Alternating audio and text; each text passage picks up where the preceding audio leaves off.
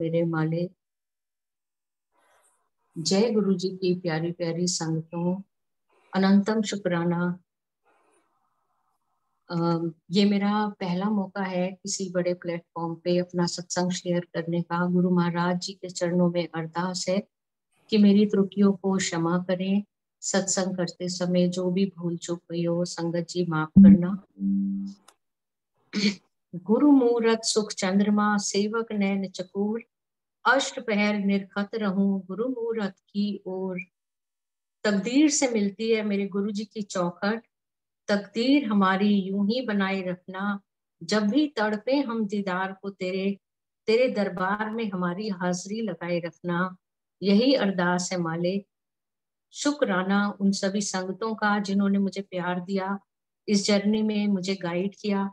शुक्राना मेरे रब का जिसने मुझे हर हालात में हिम्मत दी, मुझे मजबूत बनाया और मुझे वैसा बनाया जैसे मैंने कभी सोचा भी नहीं था।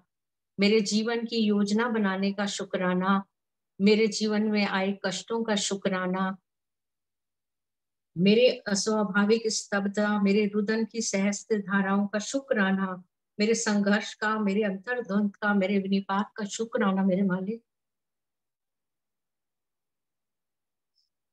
संगत जी, ये आज का सत्संग एक शुक्राना सत्संग मैं कहूंगी, क्योंकि थोड़े दिन से ऐसे गुरु जी के साथ टेलीपैथी हो रही थी कि गुरुजी बड़ा शुक्राना करवाने वाले हैं। मुझे नहीं पता था कि इस रूप में करवाएंगे। हम वही सोचते हैं कि शायद सत्संग करवाएंगे गुरुजी बड़ा, लेकिन अनंतम शुक्राने हैं मेरे मालिक के। मैं ज्यादा वक्त नहीं लूंगी। मैं जब फोर्थ स्टैंडर्ड में थी तब से शिव जी की पूजा करा करती थी। जब से हमें समझ आया कि हर एक के एक इष्ट देवता होते हैं, तो हमारे घर में बहुत पूजा पाठ वाला माहौल था।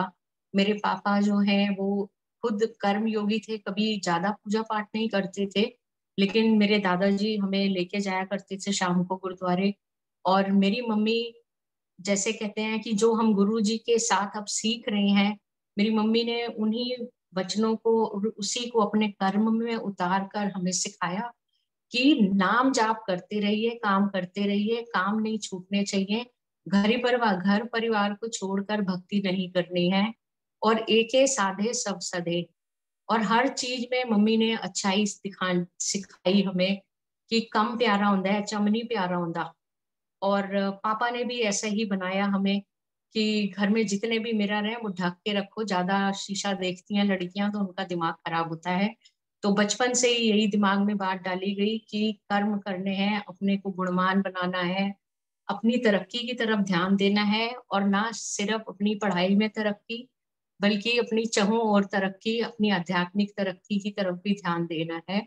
तो बचपन से वही आदत लगी थी कि अब हम शिव चालीसा पढ़ लेते हैं, अब शिव आरती याद हो गई है, अब नेक्स्ट क्या याद करना है, ऐसे करते करते। और शाम को दादाजी सुनते भी थे कि हाँ, जब हम थर्ड स्टैंडर्ड में थे हमें हनुमान चालीसा याद थी। तो घर में जितने भी उत्सव होते थे हम सब बच्चे मिलके तैयारी करते थे और घर पे मनाते थे अच्छे से। तो इस तरह हमारी सब चलता रहा। बड़े हुए तो शिव जी के व्रत रखे, 4 साल सोमवार के व्रत रखे। और फिर बीच में हम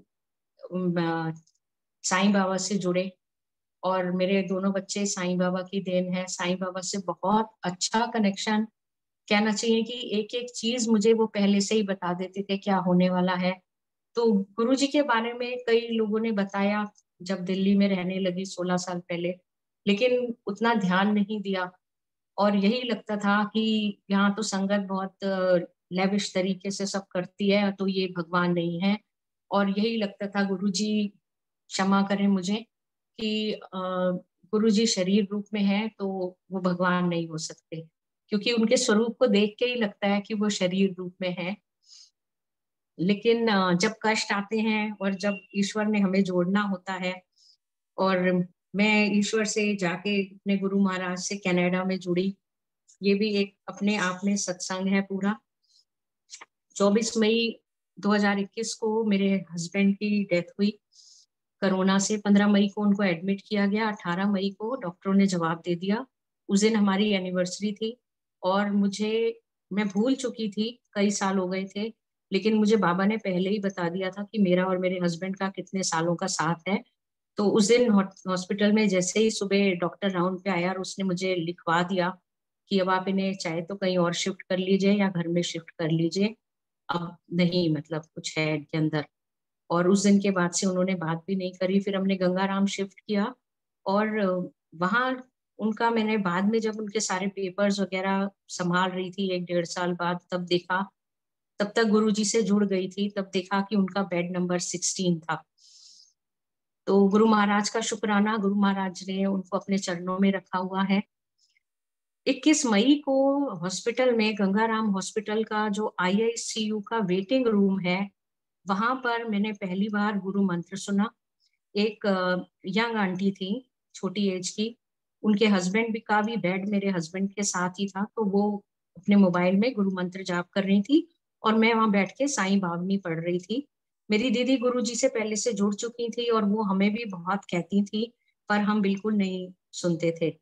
तो एकदम से गुरु जी का स्वरूप दिखा, जो कि पॉकेट स्वरूप होता है, वो भी, क्योंकि वहाँ बहुत सारे भगवान हैं। आईसीयू के कॉर्नर में पूजा रूम बना हुआ है, तो जो लोग वेटिंग एरिया में होते हैं वो अपने अपने भगवान की पूजा भी करते हैं और कुछ लोग वहां आके स्थापित भी कर देते हैं। तो एकदम से तब पहली बार गुरु जी को अच्छे से देखा। उससे पहले जब भी मोबाइल में भी फोटो आती थी, कुछ हम फोटो ही कहते थे तब, तो माफ करें गुरु जी, कि तब मैं उसको इग्नोर कर देती थी कि नहीं नहीं, मेरे तो बाबा है, मुझे और कुछ नहीं ध्यान देना है। तो एकदम से मैं कुछ कहने ही वाली थी गुरु जी को, और कि मैं आपको तब मानूंगी जब आप मेरे राजे को ठीक कर दोगे। तो मेरी सिस्टर का फोन आया हाल चाल पूछने के लिए। तो मैंने बोला उनको, मैंने कहा कि पूनम, तुम्हें पता है कि यहाँ पे तुम्हारे गुरु जी भी विराजमान हैं और गुरु मंत्र चल रहा है। तो वो बड़ा हैरान हुई और उसने मुझे ये शब्द बोले कि देखो, तुम एक बात सुनो, कि तुम गुरु जी से कुछ भी मत मांगना, जो उन्होंने देना होगा, ना इसकी तू मुक्ति मांग, ना तू इसका जीवन मांग, जो उनको देना होगा वो देंगे। बस तू प्रणाम कर ले गुरु जी को। तो पहली बार तब मैंने प्रणाम किया और मैं भूल गई, और उसके बाद में बात आई गई हो गई। और फिर ऐसे ही मतलब मेरे हस्बैंड की 24 मई को डेथ हो गई, सारी बात वगैरह हम भूल गए। 24 जून को मेरी बेटी की शादी ऑलरेडी फिक्स हो रखी थी। तो 17 दिन तो सारी इस तैयारी में और यही जो भी हम रिचुअल्स करते हैं उसमें निकल गए। और मैं जैसे मेरे को कुछ भी समझ ही नहीं आ रहा था, मैं बहुत स्ट्रांग थी। डॉक्टर्स भी मुझे कुछ कहते थे तो मैं बहुत बोल्डली जवाब देती थी। डॉक्टर्स मुझे कहते थे आपके साथ कोई है नहीं, आपके बच्चे कहाँ हैं। तो बेटा मेरा हॉस्पिटल में एडमिट था कनाडा में उस समय, उसको भी प्रॉब्लम चल रही थी। तो बहू को भी मैं नहीं बता पा रही थी कि ऐसे डेथ हो गई है यहाँ। और बेटी भी बहुत परेशान थी कि कैसे करेंगी मम्मी अकेले सब। लेकिन मेरे को कुछ भी फील नहीं हो रहा था। जैसे कहते हैं कि अब मेरे को वो चीज समझ में आती है कि वो डिवाइन कॉलिंग वाला टाइम था।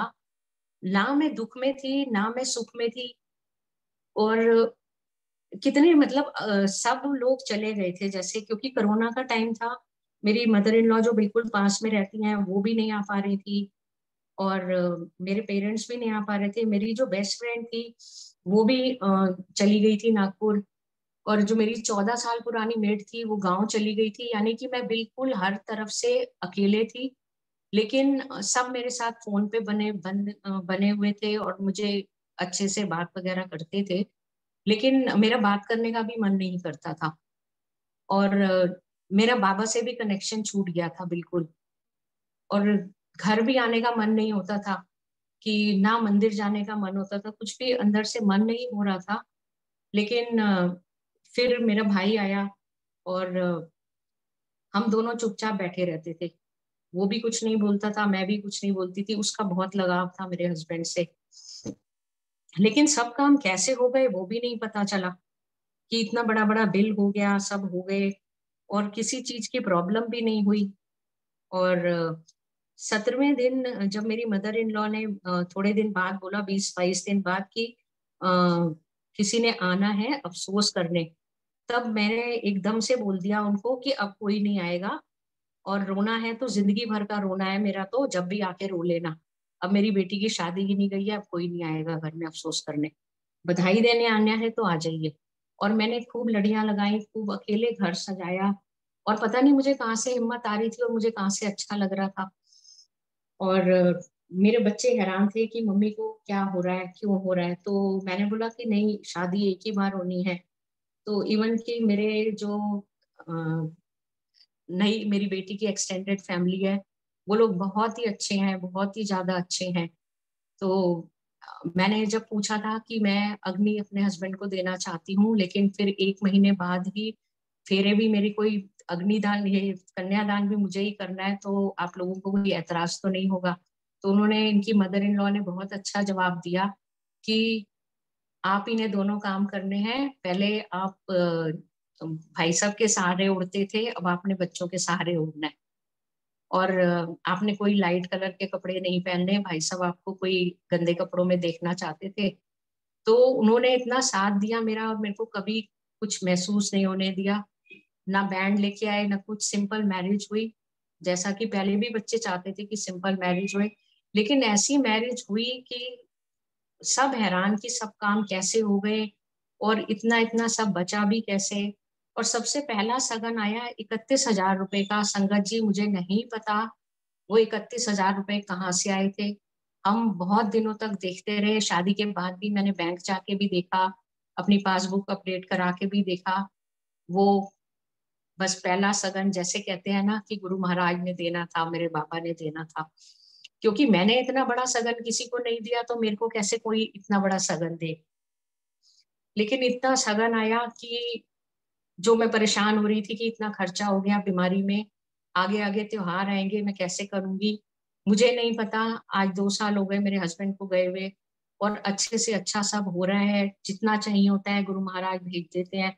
सिर्फ़ एक अरदास लगाने की देरी होती है कि अब ये खर्चा है, अब ये खर्चा है, और सब वो अच्छे से करते जा रहे हैं और मेरे से करवा रहे हैं दूसरों के लिए। दूसरे क्या, मेरे अपने ही, लेकिन बिल्कुल जैसे मुझे लगा था मैं बिल्कुल अकेली हो गई हूँ, वो नहीं है। बस वो एक पीरियड था, जब मेरी डिवाइन कॉलिंग का टाइम था, तब मैं अकेले थी। और एक रात को मैं ऐसे ही, मेरे को नींद नहीं आती थी, मैं बीके शिवानी और सद्गुरु जी सबका देखती रहती थी कि कहीं से कोई कनेक्शन मिले कि जाए गए हुए बंदे से आप बात कैसे कर सकते हो। क्योंकि मैंने बहुत साल पहले the life of spirit world पढ़ी हुई थी। मेरे बेटे ने ही मुझे गिफ्ट करी थी, क्योंकि मुझे पढ़ने का बहुत शौक है। तो उसके बाद से वो बुक जैसे दिमाग में बैठ गई थी। तो तब वो भी मैं ढूँढी भी, वो बुक मुझे नहीं मिली मेरे पास। लेकिन एक कुछ था कि कुछ तो होता होगा। तो एक लेडी का मुझे पता चला जो साउथ इंडिया में थी और वो कुछ ऐसे डिवाइन कोर्सेज़ कराती है। उससे मेरी बात हुई तो मैंने कहा ऐसे-ऐसे मैं बाबा की बहुत भक्ति करती थी और मेरे घर में बाबा स्थापित हैं, लेकिन अब मेरे से उनकी भक्ति नहीं हो रही है और मैं उनको ये कह रही हूँ कि बाबा अब मेरे से शारीरिक भक्ति नहीं होएगी, मुझे मानसिक भक्ति करनी है, मैं कुछ भी फ़ोटो वग़ैरह नहीं रखना चाह रही। मुझे मतलब ईश्वर का निराकार रूप या मेरे को सिर्फ़ उनके बारे में सुनना ही पसंद है। और रातों-रात मैंने हरि वो इसका हंसराज रघुवंशी के 50 भजन शिव जी के डाउनलोड कर लिए और मैं पागलों की तरह पूरी-पूरी रात ये सुनती रहती थी। और अंदर से समझ नहीं आ रहा था कि क्या हो रहा है। लेकिन ये पता चल रहा था कि कुछ जुड़ाव हो रहा है, कुछ कनेक्शन बन रहा है, या तो मतलब मेरे हस्बैंड मेरे से कनेक्ट करना चाह रहे हैं। और 1 साल पहले ही मेरे पापा की डेथ हुई थी, तो जब मेरे हस्बैंड गए उसके बाद से मुझे मेरे पापा भी दिखने लगे। तो मुझे अपने पापा की भी मतलब बातें और ये फ़ील होने लगा कि पापा साथ हैं, कि मेरे पास हैं कुछ शक्तियाँ, ऐसे लगने लगा। लेकिन ये चीज़ें किसी को एक्सप्लेन करने की भी नहीं थी, किसी को कहने की भी नहीं थी। उधर मेरी डॉटर इन लॉ बीमार हो गई, उसको पैनक्रिया में दिक्कत हुई और वो एडमिट हो गई और एडमिट के दौरान उसको स्ट्रोक हो गया। कोरोना के दिन थे, बेटे को हॉस्पिटल आने नहीं दिया जा रहा था और उसको 8 महीने लग गए हॉस्पिटल में। थोड़े दिन उसको रिहैब में भी रखा। 2 बार वो वेंटिलेटर पे गई। तो कुछ समझ ही नहीं आ रहा था जीवन में क्या हो रहा है। इधर मेरी बेटी परेशान थी कि मम्मी अकेले हैं घर पे और कैसे कर रही हैं, क्या कर रही हैं? उसको मेंटल अटैक आने लग गए, वो भी डिप्रेशन में चली गई। तो दुनिया मेरे को कहने लगी कि तुम्हारे घर में काला जादू किया है, तुम्हारे घर में बहुत कुछ है। लेकिन मैंने कहा नहीं, मेरे घर में इतना पूजा-पाठ होता है, मेरे बाबा हैं, मेरे को कुछ नहीं होने वाला है, मेरे घर में कुछ नहीं है। और जो आता था वो यही कहते थे कि आपके घर की वाइब्रेशन बदल गई है अब। लेकिन मैं ये मानने को तैयार नहीं थी, क्योंकि जब कोरोना के दिन थे तब भी मेरे हस्बैंड यही कहते थे, हमारे घर में बाबा हैं, हम विभूति खाते हैं, हमारे घर में कोरोना नहीं आएगा। और संगत जी, आप मानिए, मुझे और मेरे हस्बैंड को कोरोना नहीं हुआ, जबकि हम उन दिनों 5 बार आउट ऑफ सिटी भी गए, और मेरे हस्बैंड ने 40 दिन तक अपने फ्रेंड के साथ उन लोगों ने लंगर लगाया हुआ था, और डेली सुबह शाम का खाना वहाँ मज़दूरों को पहुँचाया था। और मेरी फ्रेंड्स वगैरह के घर में भी जहाँ-जहाँ जो बीमार था, मेरे हस्बैंड खाना पहुँचाने जाते थे। कोई ग्लव्स नहीं पहनते थे, कोई मास्क नहीं पहनते थे। और ये गुरु महाराज ने उनसे करवाना था उनको ले जाने से पहले, और खूब मन से सेवा करी उन्होंने। और मेरे को भी वही लगा, जैसे वो जीते थे, मुझे अब वैसे ही जीना है बस। अब मेरे को ना किसी की सुननी है, ना मेरे को किसी को कोई जवाब देने हैं।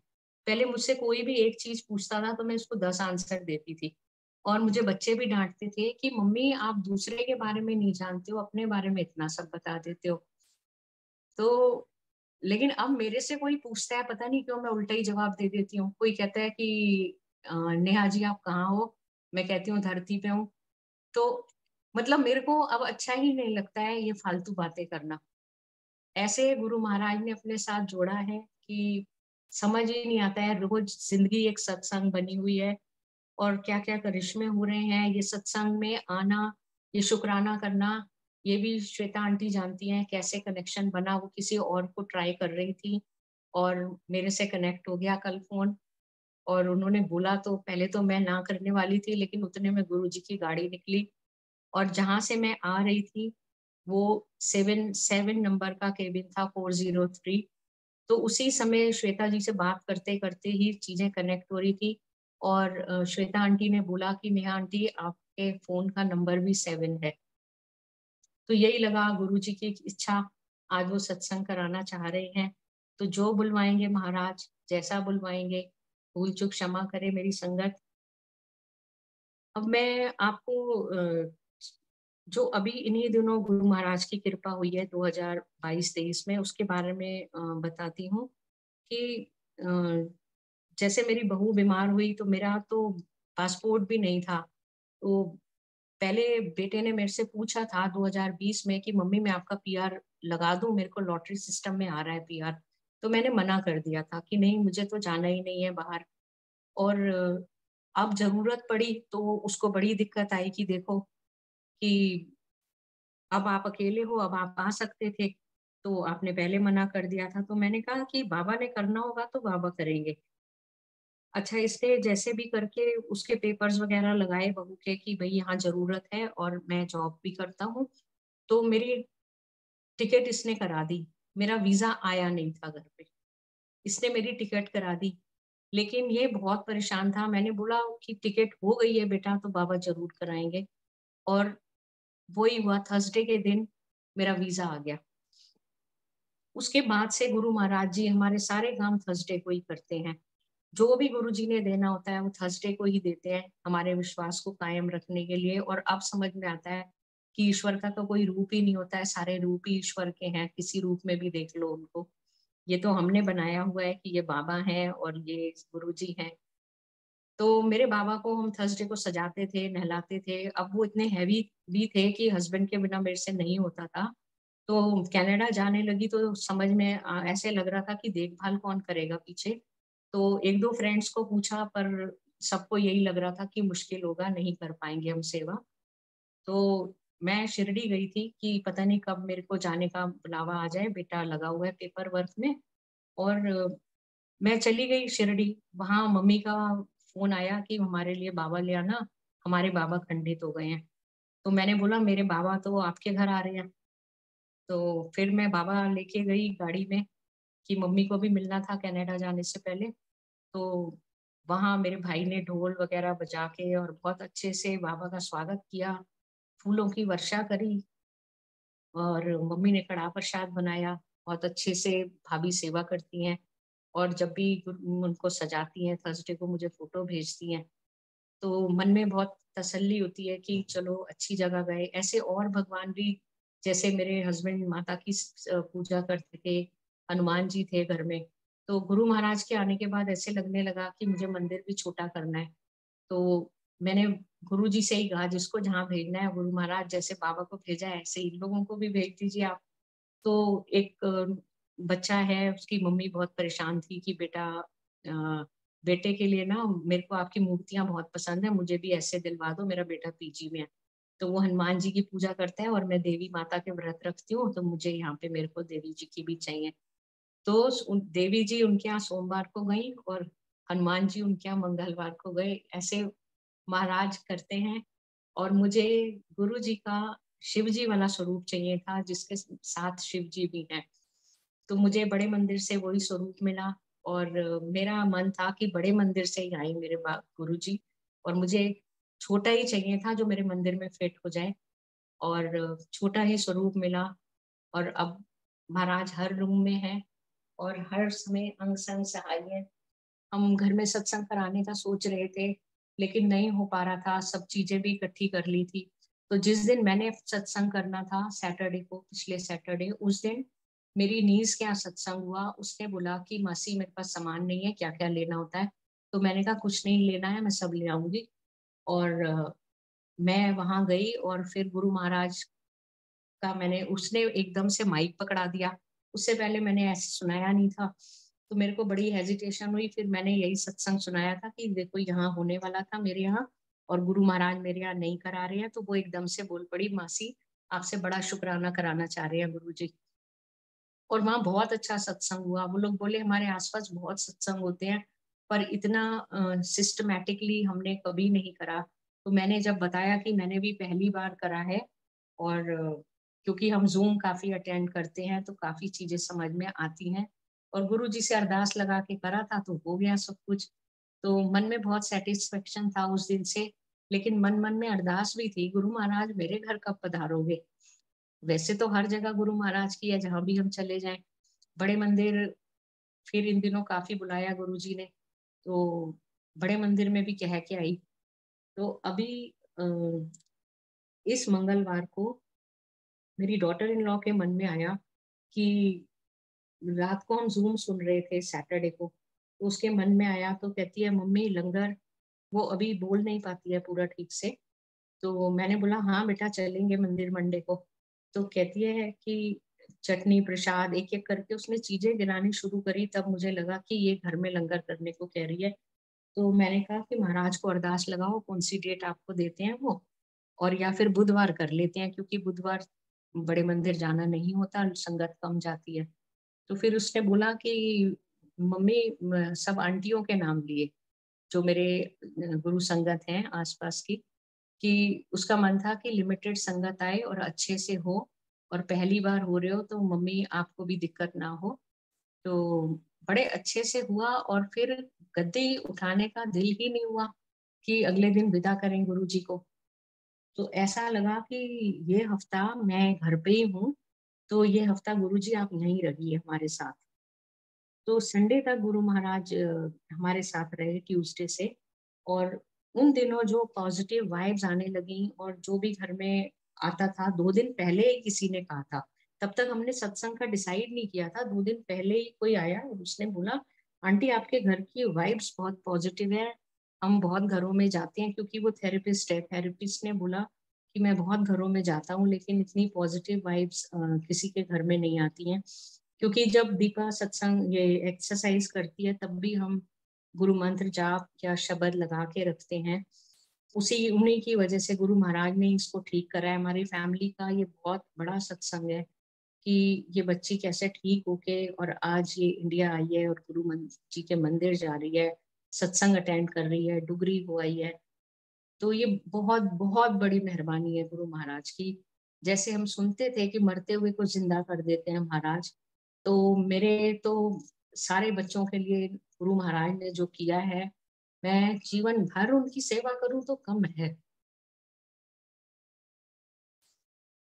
और जिस तरीके से गुरु संगत ने संभाला, जिस तरीके से गुरु संगत ने गाइड किया, संगत क्या होती है, गुरु जी के लिए प्यार बढ़ा संगत से मिलने के बाद कि वाह ये लोग होते हैं, ये कैरेक्टर होता है, ऐसी पर्सनैलिटी होती है कि कैसे आप अंदर से निखर जाते हो, क्या गरारी करते हैं गुरु जी आपकी, और कितना दिमाग खोल देते हैं कि वो चीजों को हमारा देखने का नजरिया ही बदल जाता है।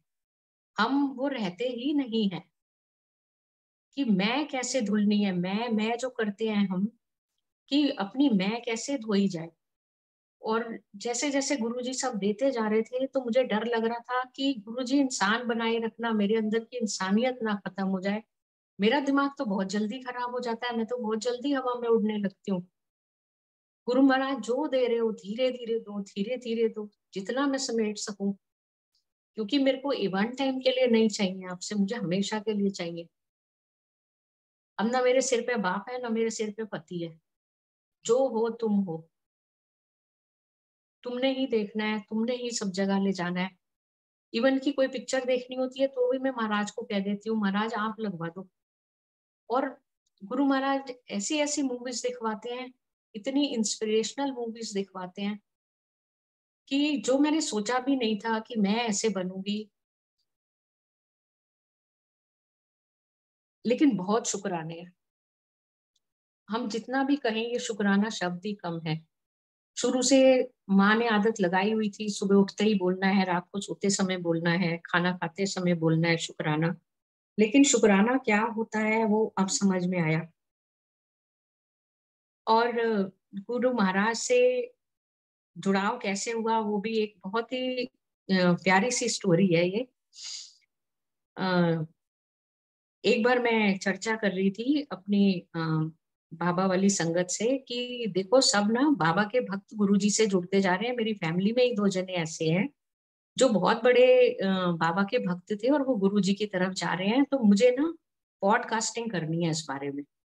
मतलब मैं करूंगी, मैं गुरुजी के बारे में ऐसा सोच रही थी।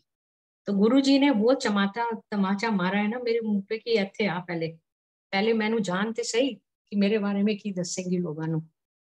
तो थोड़ा दिमाग इस बात पे खराब हो गया था कि बाबा ने मुझसे बुक लिखवाई थी, तो हम अपने को बहुत बड़ा लेखक, बहुत बड़ा आर्टिस्ट समझने लग जाते हैं। तो गुरु महाराज जी ने अपने पास बुला के, अपने बारे में बता के, अपने चरणों में रख के, फिर भी बहुत बहुत कहते हैं ना कि चाको चारों चूका मेरी किचड़ भरिया, केड़ी केड़ी मल मल धोवा।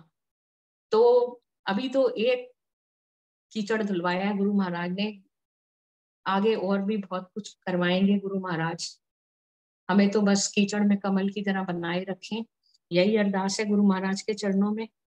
तो फरवरी में मेरा कनाडा जाना हुआ और वो कनाडा में इतना कंफर्टेबली गुरु महाराज ने भेजा, मेरे से कोई पूछताछ नहीं हुई। मैं बहुत डर डर के जा रही थी और बेटे ने मेरे को बहुत सारा समझाया हुआ था कि मम्मी ये पूछेंगे वो पूछेंगे, एक तो आपके नाम इतने बदले हैं। मेरे को बड़े से बड़े लोगों ने बोल दिया था कि तेरा तो बहुत ही मुश्किल है, तेरा नाम इतनी बार चेंज हुआ है कि, और यहाँ पे तुम्हारे नाम की कोई प्रॉपर्टी नहीं है, तुम्हारे नाम का बैंक बैलेंस नहीं है, तुम्हारे बच्चों की शादी हो चुकी है, तो तुम्हारा तो जाना बहुत मुश्किल है। लेकिन ऐसे जैसे गुरुजी सबका करते हैं ना, जो हम सत्संग सुनते हैं, और इतनी कंफर्टेबल जर्नी कराई गुरुजी ने। लेकिन अंदर से पता नहीं क्यों खुशी नहीं हो रही थी कि सब बड़े खुश थे कि तू कनाडा जा रही है, कनाडा जा रही है, लेकिन मन में नहीं कुछ हो रहा था। जैसे मैं बता रही हूँ, मैं उन दिनों सुख दुख की भावना से परे हो चुकी थी कि जो हो रहा है भगवान करा रहा है, मुझे खुद समझ नहीं आ रहा है क्या हो रहा है, तो वो होने दो। और मुझे पता था मेरी बेटी नहीं रह पाएगी, तो मैंने उसको, उसकी मदर इन लॉ को बोला और वो लोग उसको ले गए थे और वहां बहुत अच्छे से रही और बहुत खुश रही वहां पे वो। और जब मैं जा रही थी तब एक दिन पहले मैंने अपनी फ्रेंड को बुलाया, ज्योति आंटी को, कि जरा आ जाओ तुम और मेरी पैकिंग देख लो। तो वो जब आई तो बोलती है कि अरे वाह नेहा जी, मैं तो नीचे प्रे करती आ रही थी ऊपर एंटर करने से पहले कि गुरु महाराज इनको भी ब्लेस करो, ये भी फैमिली की तरफ से बहुत परेशान रही, इनके बच्चों को ब्लेस करो। तो आपके घर में तो बहुत फ्रेग्रेंस आ रही है गुरु जी की। तो मैंने कहा आज तो कोई फ्रेग्रेंस आएगी ही नहीं, थर्सडे है, ये देख ले, लोबान भी ऐसे ही रखा है, जलाया नहीं बाबा के आगे। बाबा के फूल भी आ रखे हैं, वो भी नहीं चढ़ाए हैं, क्योंकि मेरे को वैक्सीन के लिए जाना पड़ गया और कल फ्लाइट है। तो मेरी मदर इन लॉ बोली कि 2 दिन यहाँ खाना खा लेना, तो अपनी पैकिंग में लग। और तब भी मैं अकेले ही थी घर पे, कोई भी नहीं था, मेरी डॉटर तो चली गई थी वहां अपने इन लॉज के यहाँ। तो जब जब जो जो बड़े काम करने थे वो महाराज ने अकेले करवाए और मुझे दिखाते गए, तू सब कर सकती है, तू सब कर सकती है। उससे पहले भी बहुत कुछ करा मैंने, लेकिन मेरे को कभी अपनी औकात नहीं लगी कभी भी, कि ठीक है नीवापन होना चाहिए, नीवे रहे, लेकिन मेरा ये मानना है कि अभिमान ना हो, लेकिन स्वाभिमान जरूर होना चाहिए। जब आपका स्वाभिमान नहीं रहता है ना, तो दूसरे भी आपकी गर्दन पे चढ़ के उसको सीढ़ियां बना लेते हैं। तो वो चीजें बहुत फेस करी थी लाइफ में। लेकिन अब जब गुरुजी को पता चला कि अब तूने सब अकेले ही करना है, तो कहते हैं जैसे डाडा बना दिया ना, तो मैं अब डाडी बन गई हूँ। तो वो जो स्वरूप है मेरा, मुझे अच्छा भी लग रहा है। और मैंने गुरु महाराज को हमेशा यही अरदास करी कि बस ऐसा बनाए रखना, झुके तो तेरे दरबार में झुके और कहीं ना झुके। आज तक मेरा हाथ किसी के आगे नहीं फैलाने दिया तूने, ऐसे ही मेरी गर्दन भी कभी मत झुकने देना। तो कनाडा चले गए, वहां सब ठीक रहा, हॉस्पिटल गए। दीपा काफी रोई मेरे को देख के, उसको लगा कि चलो मम्मी आ गई, मम्मी ने मुझे कैसे देखा था। और धीरे धीरे उसको विश्वास दिलाया कि भाई मैं तेरी सास नहीं हूँ, मैं तेरी माँ हूँ, और अब तू हमारी जिम्मेदारी है। और थोड़ा बेटे को भी सुकून मिला। और जैसे ही मेरा टिकट आ गई थी, वीजा आ गया था, तो बेटी ने बताया, कह रही है मम्मी अब भाई की आवाज में ही बहुत फर्क है। तो यही लगा गुरु महाराज शायद आप यही चाह रहे हो कि अब हस्बैंड नहीं रहे तो मैं यहाँ सेटल हो जाऊं। और वहां जाके इतना प्यार गुरु संगत का कि मैं देख के ही हैरान हो गई कि ऐसे भी लोग होते हैं और ऐसा भी सब प्यार करते हैं। आंटी मैं ज्यादा बात कर रही हूँ, और टाइम कितना है अपने पास, सॉरी। जय गुरु जी आंटी, कोई टाइम लिमिट नहीं है, आप शेयर कीजिए। शुक्राना शुक्राना आंटी। तो मैं बता रही थी कि मेरी फ्रेंड आई थी, सॉरी मैं बीच में भटक गई। तो उसने जब बताया गुरुजी की खुशबू आ रही है, और मैं अपनी मदर इन लॉ के यहाँ से जब रात को डिनर करके आई, तो मैं अपना सामान थोड़ा सा और पैक कर रही थी कि बिल्कुल लॉक कर दूं 2 सूटकेस और छोटा वाला रहने दूं। तब मैंने ना गुरुजी का एक स्वरूप देखा। एक जो पेपर बैग होते हैं घर में छोटे छोटे, जो कई बार हम संभाल लेते हैं कि किसी को गिफ्ट देना होगा तो इसमें देंगे, उसमें न्यूज़पेपर की कटिंग में गुरुजी का छोटा सा स्वरूप। तब तक मुझे नहीं मालूम था कि गुरुजी का न्यूज़पेपर में नहीं आता है या नहीं देते हैं, बट वो जैसे प्रॉपर हाथ से कटा हुआ होता है, ओवल शेप में था।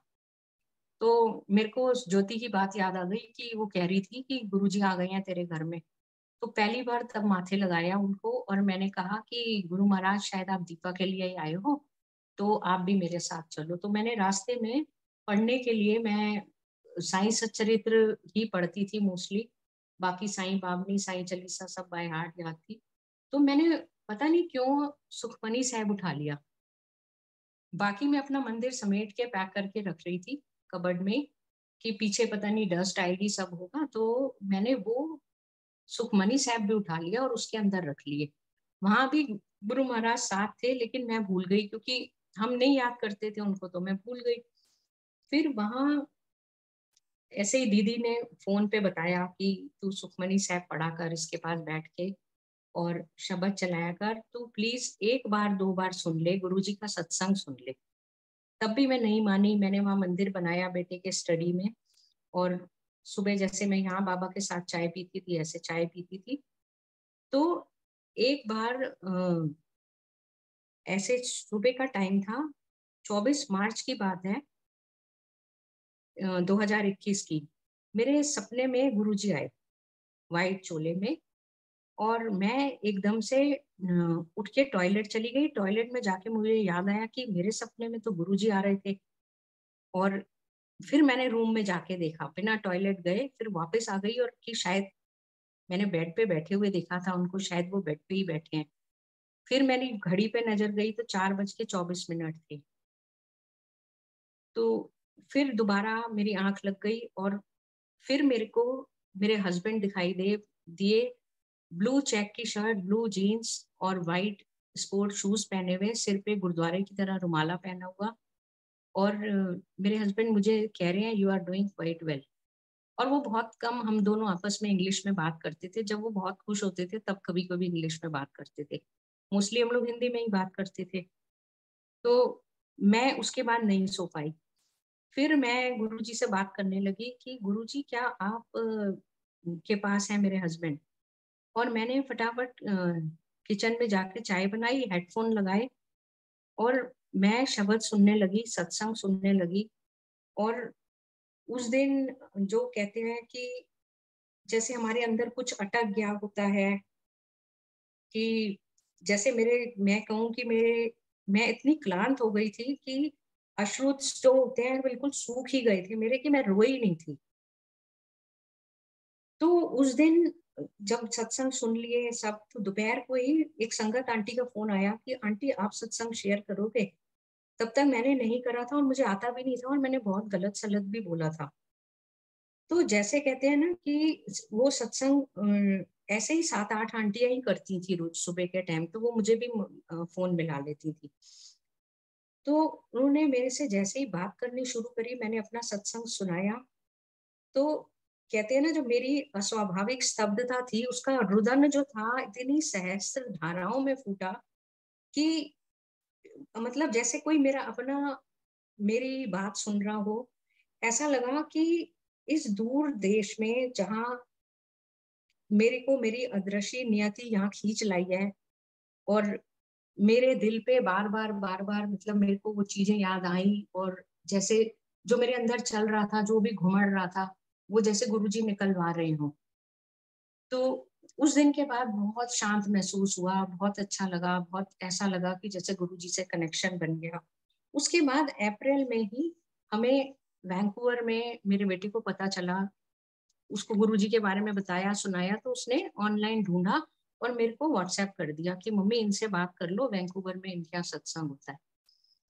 तो हम तब तक सिर्फ मंदिर ढूँढ रहे थे कि ननाइमो में मंदिर कहाँ है।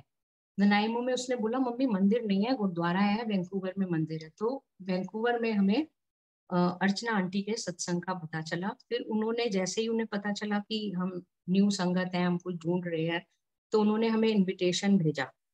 हम वहाँ गए तब दीपा को पाइपलाइन लगी हुई थी और 2 घंटे की अ, फेरी से जर्नी थी। उससे पहले गाड़ी में सब लेके जाना, व्हीलचेयर वगैरह, मुश्किल था लेकिन पता नहीं क्यों हिम्मत आ गई थी कि नहीं होगा और वहाँ जाके जैसे दीपा एकदम ठीक हो जाएगी। तब तक हमने सत्संग सुनने शुरू किए थे और तृप्ता आंटी, अंजू आंटी, ये अंजू डोगरा आंटी, ये लोग काफ़ी संगत हमसे जुड़ गए थे, हमें गाइड करना शुरू कर दिया था। डॉक्टर पूजा आंटी, उन्होंने भी बहुत अच्छा जोड़ा, उन्होंने प्लेटफ़ॉर्म्स हमें दिए, हम सुनते थे। दीपा की नर्स आई होती थी, तब भी लगाते थे हम कि इसको आईवी लग रही है, इंजेक्शंस लग रहे हैं। मैं हॉस्पिटल में इसके पास बैठी हूँ जब हम इसको लेके जाते थे। तब भी सत्संग सुनते-सुनते और कैसे गुरु महाराज मेरे को सोची देते जाते थे, अब ये कर ले, हुन ऐ कर ले, हुन वो कर ले। तब समझ में नहीं आता था कि गुरुजी ये सोची दे रहे हैं। लेकिन फिर जैसे-जैसे वो चीज़ करती थी और उसका रिज़ल्ट देखती थी, तो लगता था अरे! गुरुजी ने इसलिए ये करवाया था। और फिर गुरुजी का ऐसे करते-करते हमें 2 बार सत्संग मिला। पहली बार जब सत्संग में गए वैंकूवर तो दीपा एकदम थोड़ी-सी उदास थी कि जैसे हमें विश्वास हो गया था ना कि जाते ही कुछ हो जाएगा। हम वही सोच के जाते हैं कि बस ये तो जाएगी, प्रसाद खाएगी और ठीक हो जाएगी। लेकिन वहाँ भी छोटे-छोटे 1-2 सत्संग हुए। अ, दीपा व्हीलचेयर वाले एरिया उसमें चेयर्स वाले एरिया में बैठी थी। हम लोग मैं और मुकुल अंकल जो है उस पे बैठे थे नीचे फर्श पे हॉल में और उसने इशारे से दीपा ने बुलाया और तब दीपा बोल नहीं पाती थी, तो दीपा ने इशारे से समझाया कि गाड़ी, बीएमडब्ल्यू बोली। तो मुकुल बाहर गया कि गाड़ी क्या? तो वहाँ पे किसी ने इनकी गाड़ी का नंबर लिख के ऐसे रखा हुआ था बड़े से पेपर पे। तो मुकुल ने सेवादार अंकल से पूछा, तो उन्होंने बोला कि ये गाड़ी थोड़ा आगे-पीछे करवानी थी बट चलो हमें नहीं पता था आपकी है तो अब हो गया काम।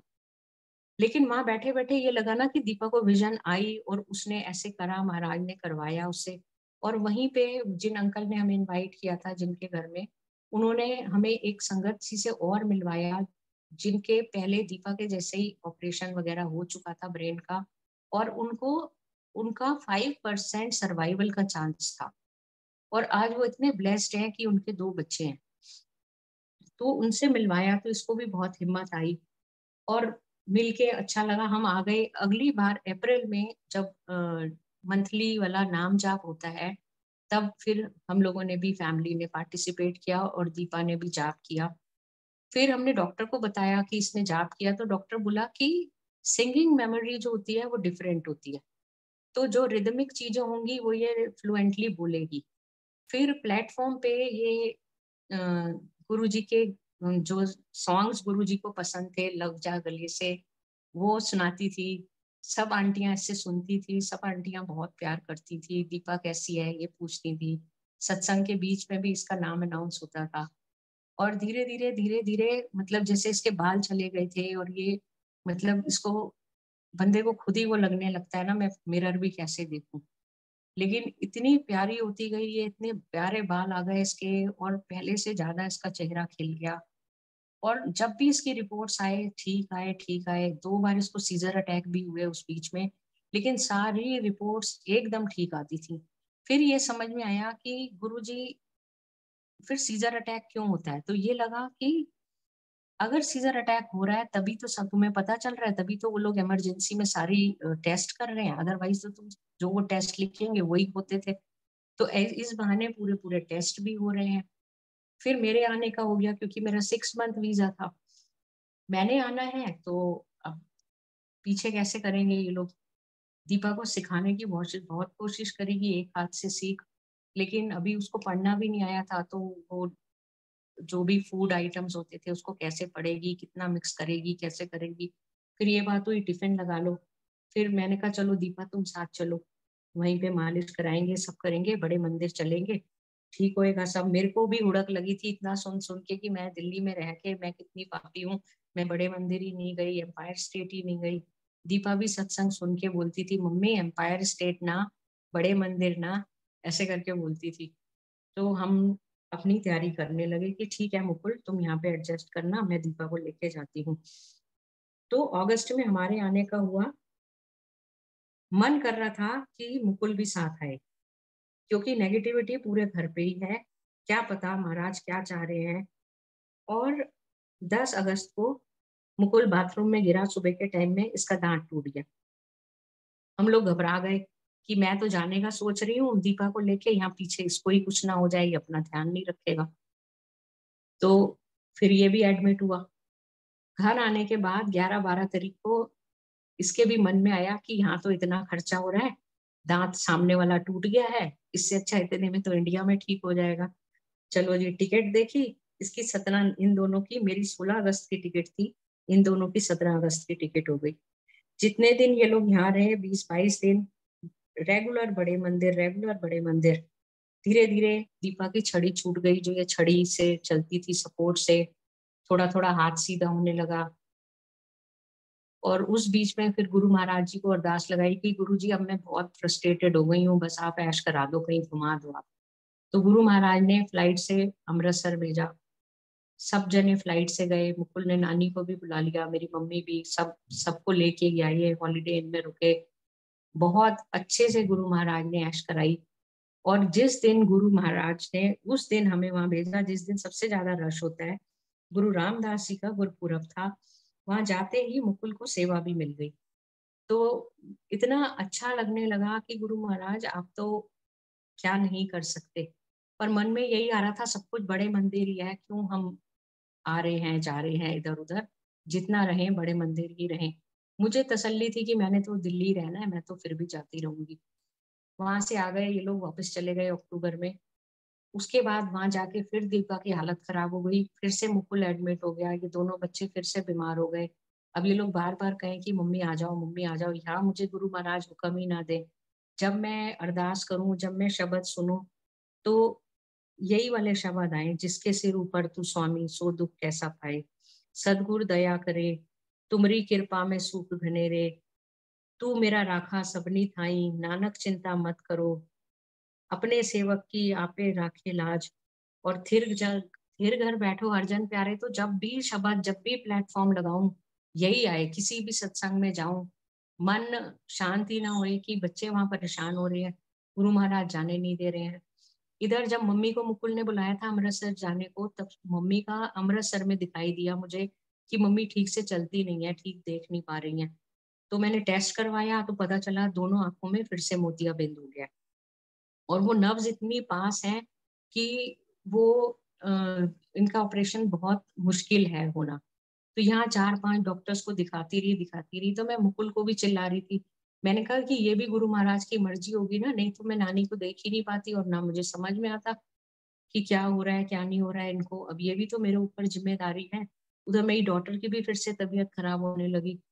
फिर लगा कि कुछ गलतियाँ करी हैं हमने, खुद कुछ ज़्यादा ही हम ऐश करने लग गए गुरु महाराज, और आपने सब कुछ देना शुरू किया और हम पगला गए, और हमने सत्संग सुनाने शुरू कर दिए सबको। तो बैठ के सिर्फ मैंने और मम्मी ने भी सब जगह जाना छोड़ दिया सत्संग में। अपने घर में मैंने और मम्मी ने अकेले सत्संग करने शुरू करे। जितनी बार भी प्लेटफॉर्म होता था उतनी बार प्रॉपर जोत जला के, और घर पे हम कुछ भी प्रसाद बना लेते थे और करते थे। और मम्मी ने मुकुल और दीपा की फोटो रख के उसको जल प्रसाद करना, अरदास करना, हाथ में अरदास पकड़ के अरदासें करना इन लोगों के लिए।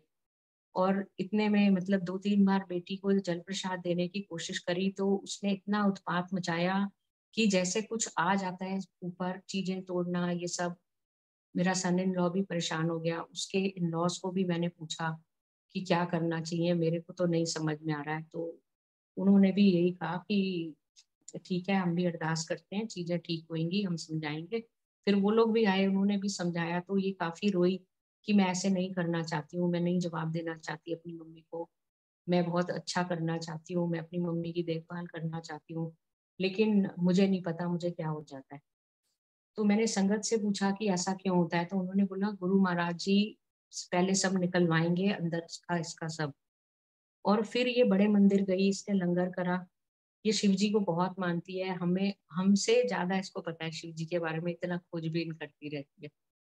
तो इसका हस्बैंड भी बहुत बहुत मेडिटेशन करता है, शिव पुराण पढ़ता है, और उसको एक्सप्लेन भी बहुत अच्छे से करता है, और बहुत सात्विक तरीके से रहते हैं ये दोनों। तो समझ नहीं आता था कि कहाँ गलती है, क्या हो रहा है। तो अब इन दिनों जब महाराज हफ्ता भर यहाँ पे हमारे साथ बिताया महाराज ने, तब यही अरदास लगाई कि ये दोनों बच्चियों को जल्दी ठीक करो महाराज, दीपा को भी और ईशानी को भी। और मुकुल का धीरे धीरे काम शुरू हो गया, मुकुल काम पे जाने लगा, सेटिस्फाइड नहीं था काम से। तो मैंने कहा कि अभी जो मिल रहा है उसी को कर, इसी को महाराज कहते हैं कि बुद्धि मत लगाओ अपनी। और जो मैं महाराज के सामने उससे बातें करती थी मुझे भी नहीं पता, मम्मी बाद में कहती थी तू तो बहुत अच्छे से समझा रही थी उसको।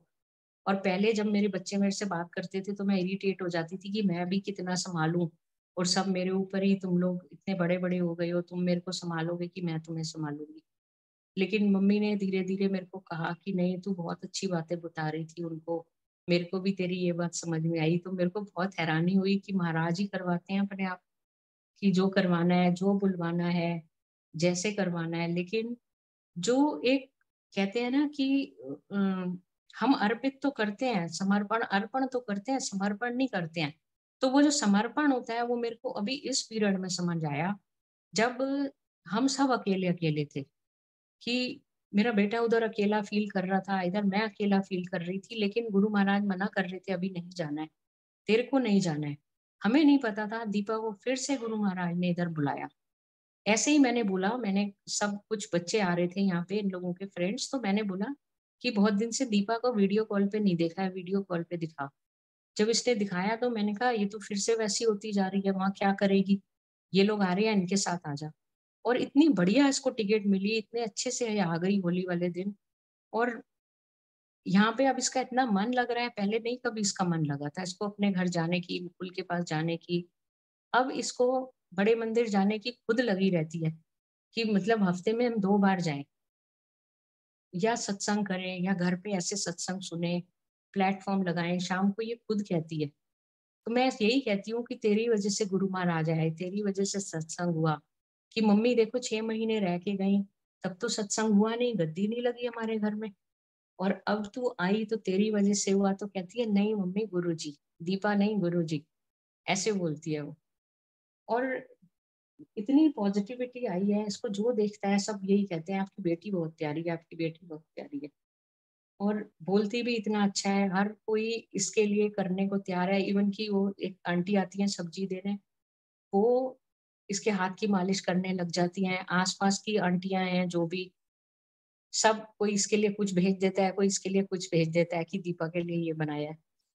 तो इतना प्यार मिलना भी महाराज की मेहरबानी है, महाराज की वडियाई है कि हम कैसे हैं और कैसे वो हमारे साथ नाता जोड़ते हैं और हमें क्या-क्या सिखाते हैं, क्या-क्या हमसे करवाते हैं। और अब बस अपने साथ ही जोड़े रखें। इसी इसी की अरदास है कि हम कुछ भी ना माँगे।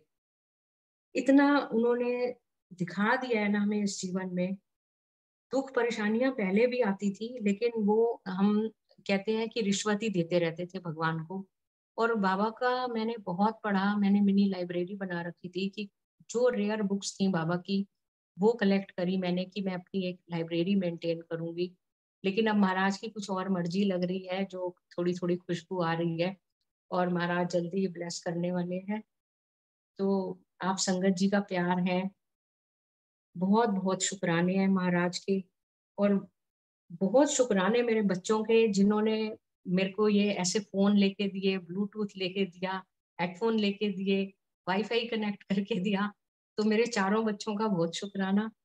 और पहले मेरी 2 आँखें थी, अब मेरी 4 आँखें हो गई कि जवाई भी इतना अच्छा दिया, नूंह भी इतनी अच्छी दी। ये वो रिश्ते होते हैं, जिनके साथ हमें चलना होता है जीवन भर। और मेरी भाभी बहुत अच्छी दी मुझे, मेरी फ्रेंड्स बहुत अच्छी दी। बहुत बड़ा सपोर्ट है मुझे।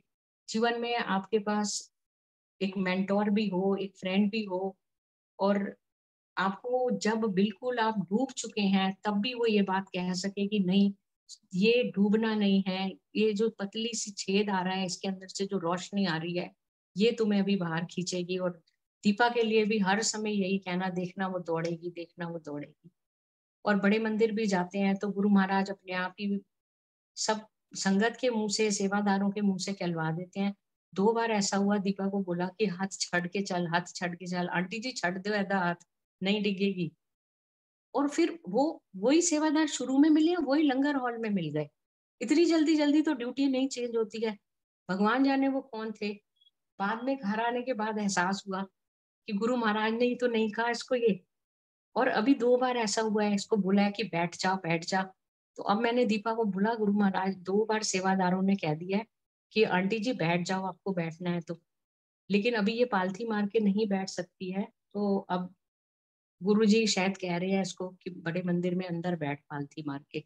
अभी तक जब भी हम गए हैं, बहुत पॉजिटिव साइन आए हैं, बहुत पॉजिटिव साइन आए हैं। ये जब सेकंड टाइम इधर आई है, तो मैंने इसको बोला था कि गुरु महाराज आप जो इससे बुलवाना चाहो वो इसके मुँह से निकले, फिर भी मेरा मन नहीं माना। और मैंने इसको बोल दिया कि बेटा भूल-चूक की भी माफ़ी माँग लेना अपनी और मुकुल की तरफ से। तो जैसे ही हम गाड़ी से उतरे हैं, अ, जहाँ से सीनियर सिटीज़न एंटर होते हैं, वहीं पे गाड़ी रुकवा देते हैं हमारी। तो वहाँ से जब इसको लेके जा रही हूँ, तो इसको भयानक पेन, कभी इसको पेन नहीं होता चलने में। थोड़ा बहुत जैसे ज़्यादा चलेगी तब होता है, लेकिन इतना पेन नहीं होता है कि ये चल ही ना पाए। तो उस दिन बड़ा लंबा चक्कर भी हुआ, इसको दर्द भी होता जाए, इसका दर्द दूसरे लोग भी देख पा रहे थे, तो सब कह रहे थे आंटी व्हीलचेयर ले लो, व्हीलचेयर ले लो। ये नहीं ले रही थी कि नहीं मम्मी, नहीं मम्मी। और फिर उस दिन वॉशरूम भी जाना था इसको, मोस्टली ये नहीं जाती है वॉशरूम, और वॉशरूम भी लंबा चक्कर करके गए। वॉशरूम वाली आंटी ने भी बोला कि आंटी बैठ जाओ, थोड़ी देर बैठ जाओ, मैं आपका पैर मल दूँ? कहती है नहीं। फिर जैसे ही हम घर आ गए गाड़ी में बैठ के, तब भी इसको पेन हुआ, पूरे मंदिर में पेन हुआ। जैसे ही हम घर के बाहर अपनी गली के बिल्कुल कोने पे उतरते हैं कि इसको चलना ही ना पड़े, तो वहाँ उतरते ही इसने बोला वाओ! रिलैक्सिंग। मैंने कहा क्या हो गया? कह रही है एकदम ठीक हो गया। तब घर आके फिर सोचते रहे क्यों ऐसा हुआ, तो यही लगा कि जो भी कष्ट थे, जन्मों-जन्मों के कष्ट हैं, वो कैसे धीरे-धीरे ही निकालेंगे। तो यही लगा कि तेरा तो हमेशा के लिए उद्धार करना चाह रहे हैं, इसलिए तेरा कष्ट धीरे-धीरे ठीक कर रहे हैं। अब तो इतनी ठीक है कि अंदरूनी तौर पे मतलब आप 85% आप ठीक हो गए। आपकी हर चीज़ ठीक काम कर रही है। गुरुजी कहते थे पैनक्रियाज़ ही एक ऐसा पार्ट है बॉडी का जो मेरे हाथ में है। तो पैनक्रियाज़ उन्होंने ठीक कर दिया जो कि ना ठीक होने वाली चीज़ है। तो ये तो धीरे-धीरे होगा। अब जब घर में गद्दी लगी थी गुरु महाराज ने सोची दी, जो जो इसके लोटे वाला जल है वो कटोरी में डाल के दिया, उसमें इसने उँगलियाँ डिप करी और गुरु मंत्र पढ़ा। तो गुरु मंत्र करते-करते थोड़ी देर बाद इसने अपना हाथ सीधा किया और मेरे को दिखा रही है, इसकी फिंगर हिल रही है। जय गुरुजी, शुक्राना गुरुजी, अनंतम अनंतम शुक्राना। वो धीरे-धीरे, धीरे-धीरे कैसे अपनी ओर खींच रहे हैं और कैसे पूरा वातावरण भक्ति में बना रहे हैं। तो बहुत शुक्राना है मालिक का, बहुत-बहुत शुक्राना है।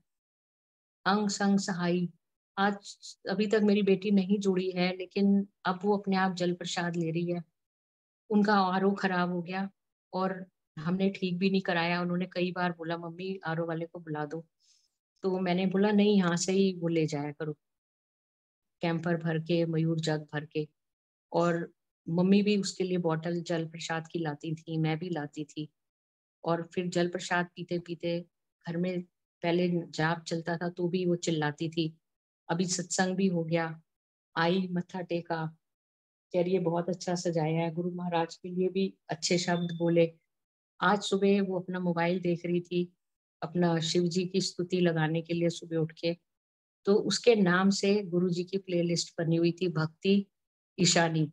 तो हम सब बहुत हैरान हो गए, हमें भी समझ नहीं आया, काफ़ी खुशी भी हुई, उसको भी समझ नहीं आया और आज उसका इंटरव्यू भी है और आज यहाँ सत्संग करा रहे हैं, वो इंटरव्यू देने गई है। तो अब बड़े मंदिर जाने के लिए भी मान गई है, उसको यही बोला था कि देख तेरी जॉब नहीं लग रही है, एक बार हमारे कहने से लंगर करना। और आज इंटरव्यू के लिए गई है, हो सकता है कल बड़े मंदिर जाएँ, महाराज बुला लें थर्सडे को। और अभी अपने आप जल प्रसाद ले लेती है, पी लेती है। इतने टाइम से हमारे पास सचखंड का प्रसाद था जो हम सिर्फ दीपा को देते थे। अब मन में आया ऐसे ही कि हम सब क्यों नहीं खाते हैं, इसको बढ़ा लेंगे और सबने अब शुरू करा है सचखंड का प्रसाद। जब जो होना होता है, वही बात है गुरु महाराज की, कि हर चीज़ समय पे ही मिलेगी, समय से पहले कुछ नहीं मिलेगा। लेकिन मेरे को यही लगता है ये सब हुआ इसीलिए कि पहले मैं समझ जाऊँ, कि मेरे को समझ आए कि जीवन कैसे जीना है, बच्चों को क्या सिखाना है, सबको कैसे कनेक्ट करना है और हमेशा के लिए कैसे कनेक्ट करना है। तो संगत जी आपका सबका बहुत-बहुत शुक्राना कि आप लोग ने सबने बैठ के सुना। यही बात कह सकते हैं बस हल्की-हल्की सी धुंध है पर गुरु महाराज तेरी रहमतें अंधाधुंध है। आत्मा को तो हमेशा से पता होता है कि सेल्फ हीलिंग कैसे करनी है। बस दिमाग को शांत करना पड़ता है कि दिमाग कैसे शांत करे। तो दिमाग भी अब गुरुजी ने ऐसा शांत कर दिया है, इतना हल्का बना दिया है कि जो खुद से खुद की दूरी थी उसको मिटा दिया है गुरुजी ने। अभी तक ना ज़िंदगी में हसरतें ही थी। हासिल ज़िंदगी हसरत है के सिवा कुछ भी नहीं। ये मिला नहीं, वो किया नहीं, ये हुआ नहीं, वो रहा नहीं। लगाव ही पीड़ा है। मतलब हम इतना लगाव कर लेते हैं चीज़ों से, तो वो धीरे-धीरे, धीरे-धीरे कैसे हटा रहे हैं गुरुजी कि अब हर चीज़ में उन्होंने मुस्कुराना ही सिखा दिया है।